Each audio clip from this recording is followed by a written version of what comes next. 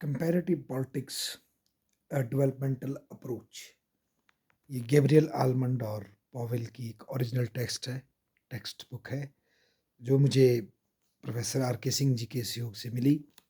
उन्होंने दी। इसकी इंट्रोडक्शन पढ़ते हुए मुझे एक बड़ी यूनिक चीज़ पता लगी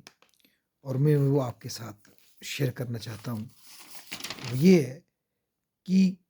गैब्रियल आलमंड और पॉवेल कहते हैं कि जो ये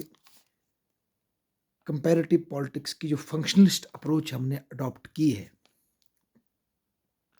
बेसिकली इसकी रूट्स बिहेवियरलिज्म में नहीं है। बेसिकली ये अपनी रूट्स जो हैं, जो 17th सेंचुरी में जो एक सेपरेशन ऑफ पावर की थ्योरी मॉन्टेस्क्यू और दूसरे विद्वानों की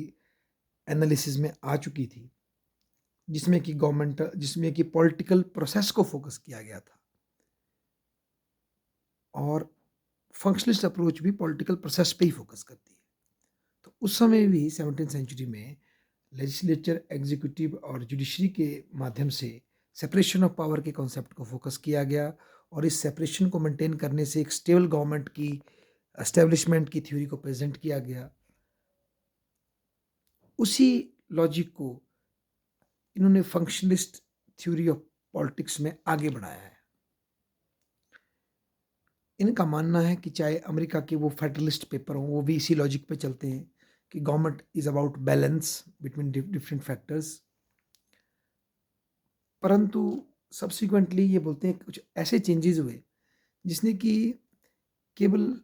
पॉलिटिकल प्रोसेस को लेजिस्लेचर, एग्जीक्यूटिव और जुडिशरी की एक्टिविटीज तक ही रखने से रियलिटी को समझने में बाधा पैदा हो रही थी, क्योंकि जो मॉडर्न जो कि 17th सेंचुरी में या 18th सेंचुरी में पॉलिटिकल राइट्स बड़े छोटे सेक्शन के पास थे, पर subsequently rise of modern democracies और जो मास का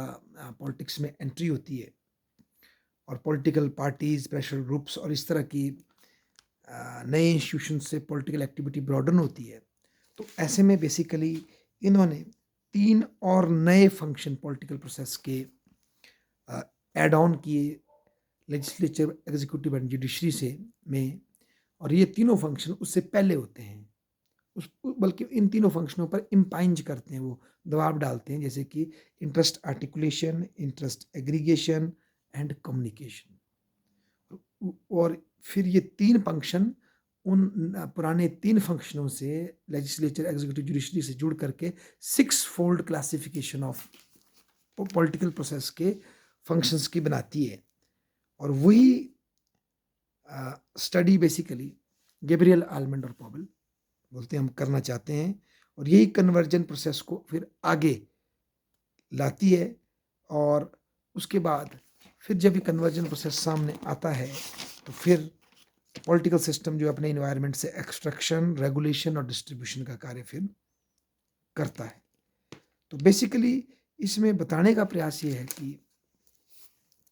ऑल्दो बेबर रेवोल्यूशन से जोड़ करके functionalist approach of comparative politics, functionalist approach